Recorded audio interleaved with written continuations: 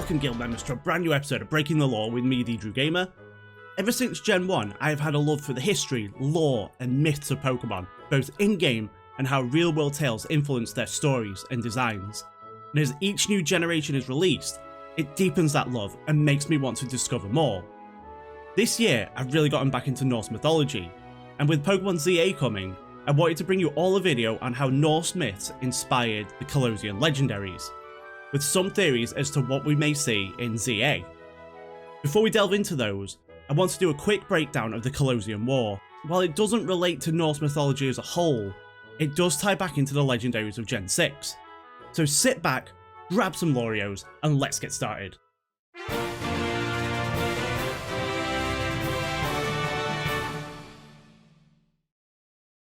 Throughout Pokemon X and Y, we learned that Kalos was once a war-torn region. 3,000 years before the game begins, a terrible war broke out between Kalos and another region.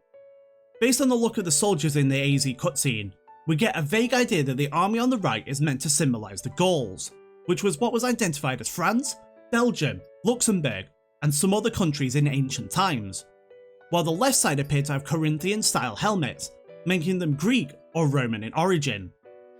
As the Romans and Gauls were at war with each other on numerous occasions, the Kalosian War may be a reference to those. However, some theorise that it could have been a civil war or a war between Kalos and Galar. During the war, many Pokemon were sent to battle on the front lines, one of which belonged to the King of Kalos, AZ. His Floette with its unique flower was sent off to war. Years later, a coffin was returned to him containing the body of his Floette. Devastated with the loss of his Pokemon, AZ decided to make a giant crystalline device in the shape of Floette's flower. By using special stones, he was able to power the device, absorbing the life energy of Pokemon to bring Floette back from the dead. The resulting blast brought her back to life, but it had an unfortunate side effect. It gave Floette and AZ eternal life. This wasn't enough for AZ. He wanted revenge against those who hurt his Floette. He transformed the device that once gave life into one of death and destruction, the ultimate weapon. More Pokemon were sacrificed to power the weapon by absorbing their life force, and it was fired, killing thousands of people and Pokemon on both sides, bringing the war to a close. However, upon learning what it took to bring her back to life, Floette left and was not seen for 3,000 years. AZ left in search of her, and his once greedy brother, who vied for power over all of Kalos, had the weapon hidden under what would become Geosenge Town. The stones that were left there were thought to be graves of Pokemon that died during the war, slowly emitting life energy over the years that they had stored to fire the weapon. The resulting blast from it caused the appearance of Megastones, but I will fully cover this in another video. But what does that have to do with the legendary Pokemon or Norse myths? Let us first look at the 3 legendaries of Kalos and break it down.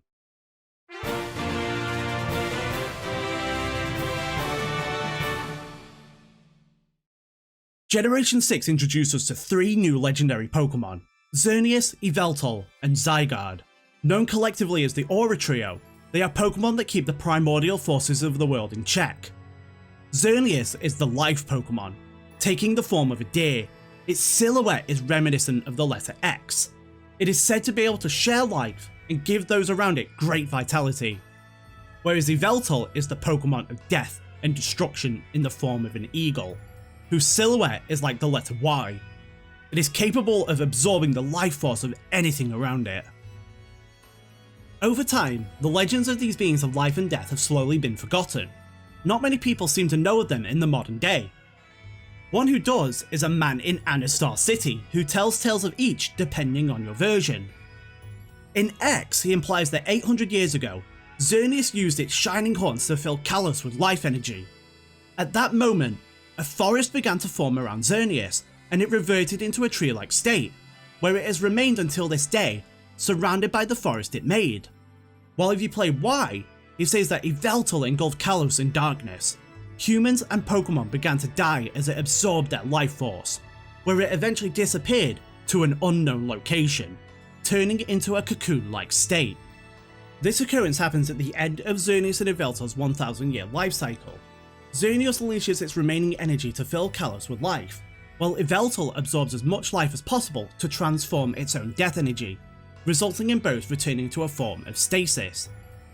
With this knowledge, we can imagine that Xerneas and Yveltal awaken for 1000 years before they return to sleep, where they sleep for 1000 years more. It is not fully known if both are active at the same time, or if they alternate between themselves every 1000 years, but it's more likely that they are both awake to keep constant balance between the two. This man also mentions that there are references to Xerneas and Yveltal around the time of the war, 3000 years ago, stating that Xerneas appeared to heal the wounded on both sides, saving as many people and Pokemon as possible, while Yveltal appeared to absorb the life force of those on the battlefield, killing many humans and Pokemon in the process. It is unknown if this is true, as records of Xerneas and Yveltal are lacking, and the man believes sightings of these legendary Pokemon may have been an allegory for the war itself, with the tales of Xerneas sparking hope that they may be rescued in such a dark time, and those of Yveltal sparking fear of the war and the suffering it wrought. However, despite there being no proof that they existed in that era, I personally believe that Xerneas and Yveltal were involved in some way. We know that AZ used the device and ultimate weapon to bring Floette back and cause devastation, using the life force of Pokemon. The Pokemon he used may have been healed by Xerneas, giving them more vitality, allowing for the revival of Floette, while the death caused by the ultimate weapon would have been perfect for Yveltal to absorb. We know that thanks to the life and death energy surrounding the ultimate weapon, that it is theorized to have been the catalyst for Megastones, meaning that Xerneas and Yveltal are responsible for them, so they were likely involved somehow. It's possible that Yveltal came and absorbed all the life energy caused by the deaths from the ultimate weapon, while Xerneas arrived to expend the rest of its remaining life energy to heal anyone not killed by it, resulting in both turning into their stasis forms and sleeping for 1000 years, which would make sense based on their final appearance being 800 years ago. This ultimately culminates in Lysander's plan to use Xerneas and Yveltal in his grand scheme. With his hatred towards the way the world is going, he seeks to make it back into a state of what he sees as beautiful, removing the filth and the concepts of negativity, strife, war and despair. As the descendant of AZ's brother, he sees himself as the chosen one, being a living relative of the royal family from ages past. Lysander discovers how AZ was able to end the war using the ultimate weapon, and where his brother hid it upon the aftermath. This begins his quest to make the world beautiful, deciding that he will use the energy of the legendary Pokemon to power the ultimate weapon, and having Team Flare scientists discover the location of the cocoons of Xerneas and Yveltal, while also using the power plant on Route 13 to help power the siphoning machine. Lysander states that in this new world, Pokemon will be annihilated. They are beings with incredible power, doomed to be used by humans. For the world to remain beautiful, they must be gone. However, despite his hard-fought plans, it is all for naught, as the player is able to defeat him, Team Flare, and awaken Xerneas or Yveltal, who awaken 200 years before they are supposed to, forcing the player to battle and catch them. It is never stated why Xerneas and Yveltal were able to awaken, but based on some text that Lysander says, it appears they deemed the player as a chosen one, and were able to awaken in their presence to help stop Lysander, as his plans would ultimately affect the balance of life and death in the Pokemon world, and not just in Kalos itself. He plans on trying to take back Xerneas and Yveltal from the player, using Mega Evolution and a strange machine to drain them of their energy to power the ultimate weapon, but he's unable to succeed and loses once again. After his defeat, Lysander uses what little energy was absorbed from Xerneas and Yveltal to fire the ultimate weapon. In Y, he uses the energy as a last-ditch attempt to destroy the base with the player in it, killing them in the process, while in X, he attempts to afflict them with immortality, just like AZ, so they can live to see the world be destroyed. But in both instances, everyone makes it out before the shot hits, and Lysander is never seen again, leaving the ultimate weapon buried beneath Geosench Town once more. While for the rest of the game, Xerneas and Yveltal remain with the player, but as ZA takes place after the events of X and Y, it is possible we may see Callum and Serena in the game using Xerneas and Yveltal as part of their team, or we may learn that once their adventure was over they released them back into the wild to keep the balance in order. With this in mind, it brings us to the third legendary of Kalos, Zygarde. Unlike Xerneas and Yveltal who represent life and death, Zygarde is the Pokemon of order. making sure that the primordial forces are kept in check. Zygarde has multiple forms. The first we are introduced to is the serpent-like 50% form that represents the letter Z, which we find in Terminus Cave after the Pokemon League in X and Y. Eventually we come to learn that Zygarde also has the canine 10% form, the giant complete form, along with cells and cores that come together to make up its body. These are all debuted in the anime and were put into Sun and Moon. While Xerneas and Yveltal seem to be settled within Kalos, Zygarde is a being that appears to be able to exist all over the Pokemon world. The cells that make up its body are essentially its eyes, allowing it to keep a close watch on the ecosystems of the world and make sure they are not thrown out of balance. If things begin to alter, the cores merge with the cells to create one of its forms, depending on the level of the threat. The 10% form runs across the land at 60 miles per hour, most likely as a scout to keep an eye on any developments and to get a closer look at what the cells are seeing, but is unable to keep hold of this form for long, as it will fall apart and the cells will return to their duty. The 50% form is when its powers begin to increase dramatically. From within the caves that it lives, 50% Zygarde monitors the ecosystem, likely through the eyes of the remaining cells. If it sees or senses any disturbances, it will appear and show no mercy to those that threaten it. It is found in Terminus Cave, watching over Kalos, but also in Alola, making sure it is kept in balance after the disruption from the Ultra Wormholes. The complete form is Zygarde's most powerful form. Once the cells come together with the power constructability, the 10% or 50% forms are able to call to the remaining cells to bring them together, creating the giant Zygarde complete. This form of Zygarde appears once things are at critical levels. Most of the time, 50% form will be able to handle it, but if it isn't enough, the cores and the remaining cells will join together, allowing it to devastate the being that threatens the ecosystem. The cores that make up each of its 4 wings and tail are able to act independently of each other, allowing them to transform for a variety of purposes.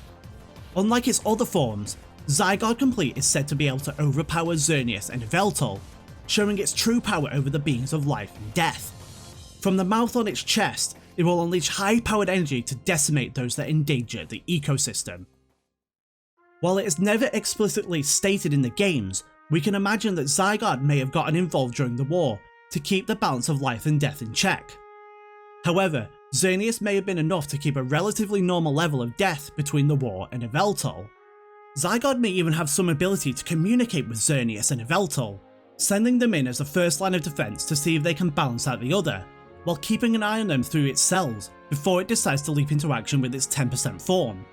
Unfortunately, we never got to see the true extent of Zygarde's story or history in the games, as by the time its other forms were released, we were in the throes of having Sun and Moon revealed, leaving us without Pokemon Z and forcing it into the Gen 7 games.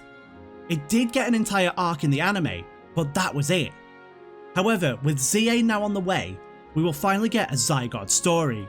We get a glimpse of its cells and the 10% form roaming around in Lumio City within the initial trailer. We don't know much about the game at this point in time, but one thing is for sure, if Zygarde is wandering, we know the ecosystem is in danger.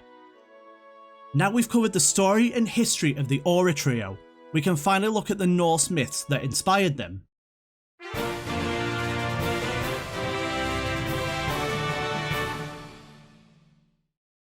The earliest documented evidence of Norse mythology dates back to roughly 2300 BC.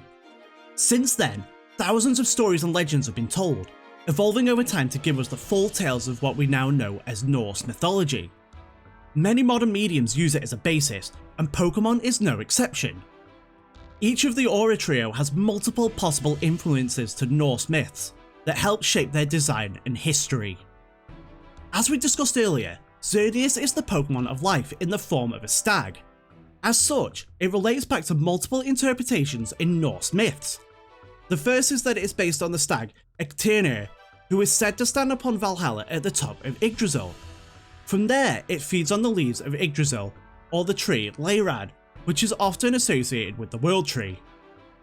It is said that dew drips from its antlers, which flow down into Vögelmer, the cosmic wellspring located in Niflheim, from which all of the rivers of the world originate, spreading out across the different realms. We can see this in a passage from the Poetic Edda. which is a collection of Old Norse tales written in alliterative verse, describing Xerneas in this role. Xerneas the heart is called, that stands o'er Odin's hall, and bites from Leirad's branches. From his horns falls drops into Vigelmer, whence all waters rise. Water is the element that gives us all life, something that is intrinsic to survival and development. From its place atop the halls of Valhalla, Xerneas brings life to the world, allowing each realm to thrive in its own way. Its antlers serve as a source from which all life can be traced back to, much like how Xerneas' antlers glow with a rainbow hue in order to share everlasting life. Xerneas' antlers are said to reach towards the heavens. Its name literally translates to oak antlers or oak thorns, giving you the image of a stag with sprawling antlers that divide like an oak tree, similar to how Xerneas' antlers have the appearance of branches reaching to the heavens, stripped of their leaves. In fact, there is more to this connection. In its stasis form, Xerneas is a literal tree, making it an overall representation of Yggdrasil as a whole, as the world tree can also go by the Tree of Life, the force that Xerneas controls. Xerneas truly encompasses the interconnectedness of life across the 9 realms, standing proud atop Valhalla as a physical embodiment of the natural force of life and the guardian of vitality, making sure each realm survives as it chews the leaves of the Tree of Life to give itself sustenance and continue its cycle, showing how it really is a representation of Xerneas, the bringer of life and vitality, changing barren landscapes into lush and vibrant forests upon it releasing its energy into the world, filling humans and Pokemon with vitality they did not once have. This gives us an overall idea that Xerneas is based on Xerneas, as they both provide life-giving energy, but as its tree form could be seen as the trunk of Yggdrasil, there are 4 more stags that could also be the influence for the Pokemon of life. These are Dain, Dvalin, Dunaia, and Durathroa. These 4 deer are often seen as different symbols of nature's cycle, such as the 4 winds, the 4 seasons, and the 4 elements.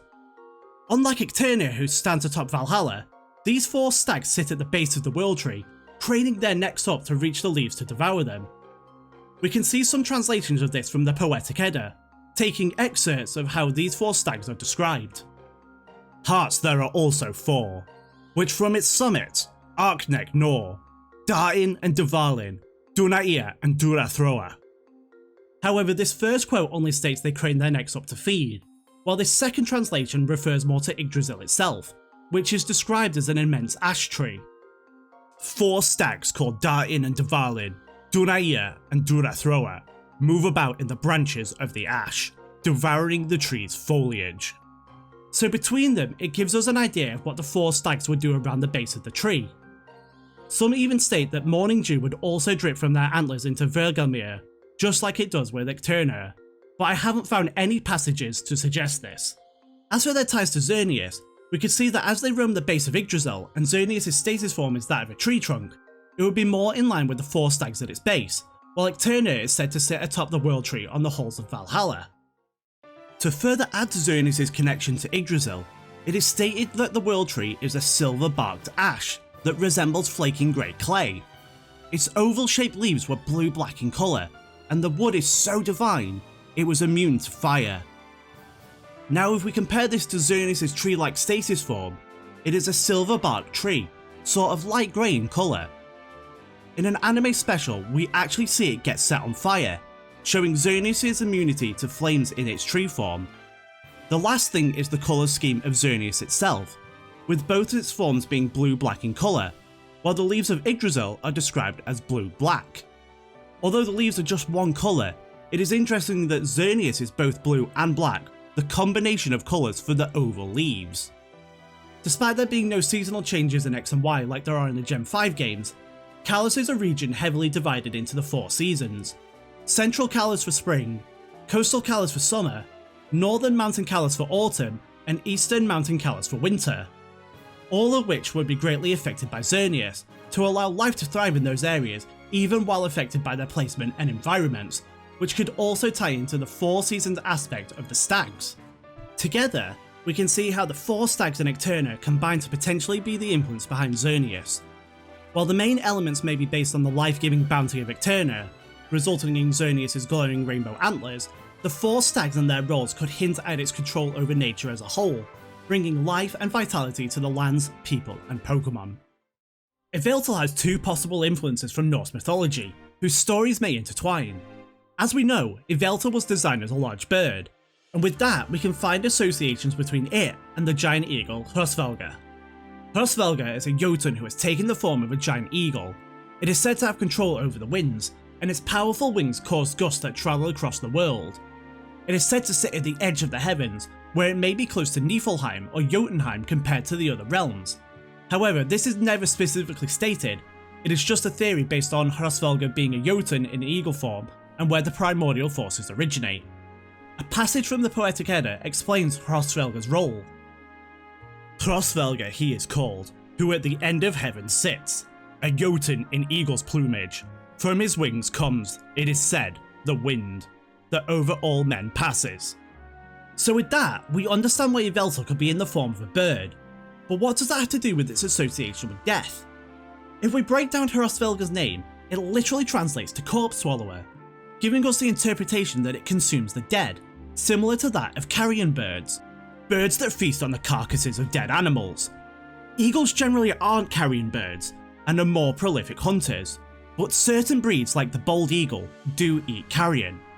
This also adds to Yveltal's role of absorbing the life energy of others for itself, taking the corpse swallower moniker and putting it within a Pokemon setting. Hrossvelga may be the attributing factor as to why the realms of Niflheim and Helheim are cold, as the winds it produces hit them first, causing the harsh, frigid conditions of them. Helheim is also the realm of the dead, which may add to Hrossvelga's connection with death. However, I couldn't find any association with it relating to Helheim other than it appearing there in God of War. Like the Four Stags, the second influence behind Yveltal has association with the World Tree. This is the nameless eagle that sits in the canopy of Yggdrasil, who has a hawk that perches between its eyes named Vedrafolna, which once again appear in the Poetic Edda. Much is to be told of it. An eagle sits in the limbs of the ash, and he has an understanding of many a thing. And between his eyes sits the hawk that is called Vedrafolna. There is very little information about this unnamed eagle or Vedrafolna, other than its name roughly translates to Wind Witherer, which may indicate that it helps bring calming winds to Yggdrasil. Some suggest that the hawk acts like Odin's ravens, bringing information back to the unnamed eagle, but there aren't many references to this. Other than that, there is no statement on the name for this eagle, or what purpose it serves sat atop the World Tree. However, it is involved with another being from Norse myths that I'll get into later. This brings us back to Hrossvelga. Some scholars believe that the unnamed eagle who sits atop the World Tree is the corpse swallower itself, who comes to sit on Yggdrasil from time to time, picking and removing the dead leaves and branches from it, and driving the four winds to the World Tree. But other than some assumptions, there is no evidence within any Norse documentation that suggests they are the same being. However, due to the size of the eagle and how Vedrafolna sits between its eyes, it is likely that the unnamed eagle and the giant Hrossvelga could be one in the same, showing that even the World Tree is not immune to the ravages of age and decay, as this eagle makes sure the rot is removed, ultimately tying back to the idea that Hrossvelga is the inspiration behind Yveltal and its abilities over death. This leaves us with Zygarde in its many forms, each with their own inspiration from Norse mythology, with Zygarde 50% having two possible references. Starting with Zygarde 10%, we see how it takes a canine-like form with a leash extruding from its neck. This is a reference to Fenrir, who in Norse mythology is a wolf that has a huge role in Ragnarok. Fenrir was raised by the Aesir gods, so that they may control him. However, due to the rate of his growth and the prophecies foretold, the gods came to learn of Fenrir's role in Ragnarok. As such, he was chained and bound so that he could not fulfill his destiny. The god Tyr was the only one who dared feed the wolf, but Fenrir bit off his right hand. Some depictions show Fenrir with a sword through his jaw to keep him from biting. Once Ragnarok had started, Fenrir would break free of his bonds and destroy big parts of the cosmos. With his lower jaw down to the earth and his upper jaw reaching the sky, he would devour everything in his path, which would lead to the death of Odin, who would be devoured by Fenrir. This is mentioned in the Poetic Edda, revealing to Odin the truth of his demise. Then is fulfilled Hlin's second sorrow, when Odin goes to fight with the wolf, and Belial's slayer, Bright against Surtur. Then shall Frigg's sweet friend fall. As for its ties to Zygarde 10%, the leash could be seen as the chain that was used to bind Fenrir, which may be a way to show that Zygarde 10% is bound to the main body of Zygarde. This might not be the best indication of Fenrir being Zygarde 10%, but the connection becomes clear with 50% and complete forms. For Zygarde 50%, we see it in a snake-like form that may take inspiration from Jormungandr, a being known as the Midgard Serpent or the World Serpent. It is an incredibly large sea serpent that was thrown down into the oceans by Odin, casting him out of Asgard. There, he grew so large that he encircled Midgard, grasping his own tail in his mouth like the symbol of the Ouroboros. This is where the Midgard World Serpent name comes from. Thor and Jormungandr are said to have a bitter rivalry. Most of their tales intertwine in some way. One sees the World Serpent magically disguised as a huge cat that Thor is tasked with lifting. The cat kept at least one paw on the floor at all times, and if all had left, Thor would have changed the boundaries of the universe. Another sees Thor and the Jotun Hymir fishing. The giant refuses to give Thor any bait, so he uses the head of one of Hymir's oxes. Jormungandr manages to take the bait, and Thor raises him up from the ocean, striking him with his hammer. Fixed on the hook, the shield of men, the serpent slayer, the ox's head, gaped at the bait, the foe of gods, the encircler beneath of every land. Drew up boldly the mighty Thor, the worm with venom glistening, up to his side with his hammer struck, on Foulhead's summit, like a rock towering, the wolf's own brother. In fear, Hymir cuts the line, allowing Jormungandr to go back to his position surrounding Midgard. In anger, Thor throws Hymir overboard for taking away his opportunity in killing his greatest enemy. Like Odin and Fenrir, Thor and Jormungandr were destined to fight during Ragnarok, as foretold by Vala. Thor will fight and kill Jormungandr, but during this clash he is poisoned by the World Serpent, resulting in him walking 9 paces before dying. Then comes the mighty son of Odin. Midgard's Thor, in his rage, will slay the worm. 9 feet will he go, Fjordjin's son, bowed by the serpent, who feared no foe. All men will their homes forsake. With Zygarde's ability to see all over the world, based on it appearing in both Kalos and Alola, it can be seen that it has a watchful eye upon the world, much like Jormungandr encircling Midgard. Zygarde's typing may even symbolise this, being Ground Dragon, representing the title of World Serpent. Lastly, we have the towering form of Zygarde complete, who may be a representation of Hel. In Norse mythology, Hel is a giantess and goddess who rules over Helheim, the realm of the dead. She was sent there by Odin so that she may watch over the dead, taking in those who died of old age, sickness, or who died a dishonourable death, unlike those who end up in Valhalla. Hel is said to be a cold and detached being. She is not necessarily evil, but some depictions show her as such.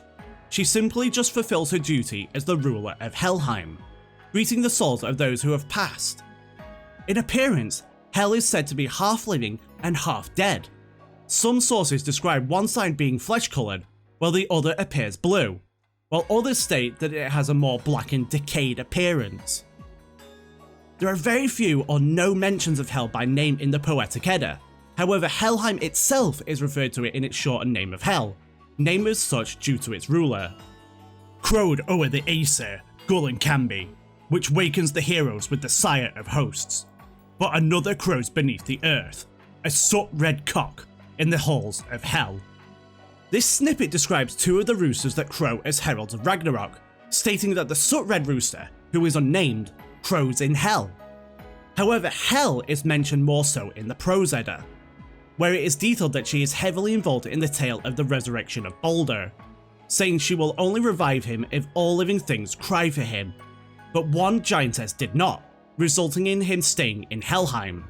There are also different sources between the Poetic and Prose Eddas that state that Hel is involved in Ragnarok. While she appears not to get involved herself, the armies of the dead ride to fight on her behalf, sometimes mentioned to be led by Loki. With this in mind, it seems that Hel ensures the proper functions of nature. Her split of being half living, half dead shows the cyclical nature of existence, showing that all things live and die. Her rule is not one of chaos, but one of order and structure. Following her duty, she ensures the cycle of life and death is maintained, Much like Zygarde's main role in stopping those disrupting the ecosystem, they both enforce the cosmic order in their own way. We can also associate this with both of them being giants, Zygarde complete encompassing all 100 cells and cores in its being, to become a terrifying threat to those who dare disrupt the ecosystem, while Hel is a Jotun. The significance behind these three beings from Norse mythology, and why they could be the basis of Zygarde's forms, comes from their origin. Hel, Fenrir and Jormungandr are all the children of Loki and the Jotun Angrboda. Each was prophesied by Vala to be involved in Ragnarok in some form. The Aesir gods took it upon themselves to split them apart in a way to control them, but each still took up their roles in the prophecies, with Fenrir killing Odin, Jormungandr killing Thor, and Hel sending in the armies of the dead. Knowing this, we can see why the wolf, snake, and giant Zygarde could be seen as parallels to the siblings, as they are the same forms as Fenrir, Jormungandr, and Hel respectively. I mentioned earlier that there is one other possible influence to Zygarde 50%, which once again takes us to Yggdrasil. Trapped beneath the World Tree, surrounded in its roots, lies the dragon, Nidhogger. He is said to chew on the roots of Yggdrasil in hopes that he will damage and topple it, reducing the cosmos to nothing. Yggdrasil's ash hardship suffers greater than men know of. A heart bites it above, and in its side it rots. Nidhogger beneath tears it. Upon Ragnarok, Nidhogger is said to break free from its roots, flying into battle and aiding the giants in their attack against the Aesir. While he would not have worked with the giants, his rage against the gods would have helped them in their assault. There comes the dark dragon flying from beneath, the glistening serpent from Nidarfells. On his wings bears Nidhogger, flying over the plain, a corpse. Now how does this tie into Zygarde 50%? If we take its lore into consideration, we can see Zygarde's arrival during incidents of great ecological collapse as something similar to Ragnarok, bursting from the ground and venturing to destroy the threat. We even see in the anime that it has control over roots, which could be a reference to Nidhogger breaking free from Yggdrasil. This also ties to the eagle and deer of Yggdrasil. If we take a look at this picture of the World Tree in its entirety, we can see all three beings as part of the image, showing a deer, eagle, and snake, which just happen to be the same animals as Xerneas, Yveltal, and Zygarde 50%. This could also tie into their positioning, with the deer being Xerneas at the base of the World Tree and representing it as a whole, Yveltal flying above it, and Zygarde burying beneath it. Taking all this into account, we can see how Xerneas, Yveltal, and Zygarde could possibly use influences in Norse mythology, based on their designs, abilities, and history. This brings me on to one final topic, covering some theories of what A in ZA might be.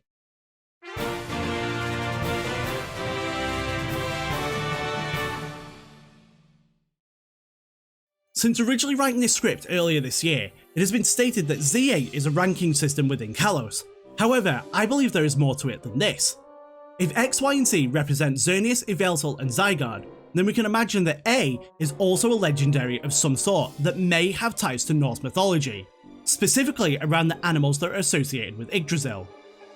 There is one that has associations with Nidhogger and the eagle that sits atop the tree. That is the squirrel that runs up and down Yggdrasil, Ratatoskr. While Zygarde is there to represent order, we can imagine that A might be a being that represents chaos and revels in discord. If we look at the mythology behind Ratatoskr, it could fit as an opposite to Zygarde. Ratatoskr's main role is that of a messenger. It takes messages between the eagle at the top of the tree and Nidhogger down by the roots. The squirrel who with nimble skill sports through the ash of Yggdrasil, the mandates of the eagle brings, the plumes aloft his spreading wings, to where Nidhogger far beneath coils in many a shining wreath. However, these aren't just normal messages, they are insults to spark constant conflict and rage between the two beings at either end of Yggdrasil.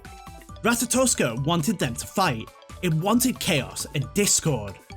It is never fully stated if Ratatoskr wanted to make sure this chaos ensued during Ragnarok, or if it was just its personality to want to cause discord between Nidhogger and the eagle.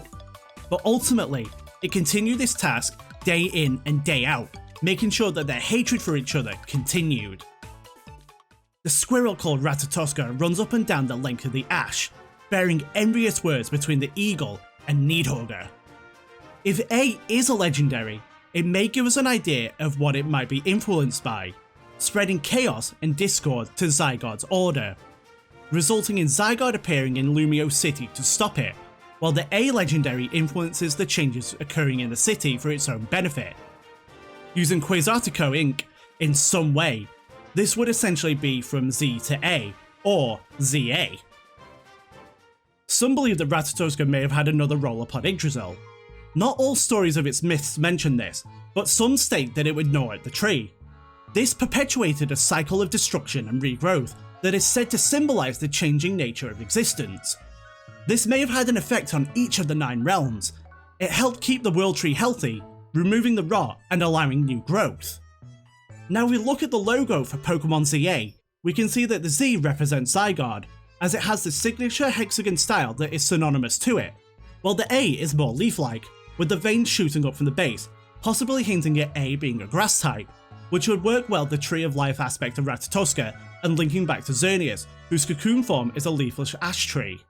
It could also symbolise the joining of civilization and nature that seems to be the forefront of what they want to do with Lumio City. Two opposites coming together that could be seen as chaos within the city, which now has wild zones thanks to the urban development project. This could possibly signify nature attempting to take control once again. However, this could be easily associated with Zygarde trying to keep balance, as we see in the anime it has control over roots. With Z and A being very different styles, I feel like A is going to be a new legendary as a polar opposite to Zygarde, which could be a grass type squirrel based on Ratatoska. With that, we have come to the end of the video.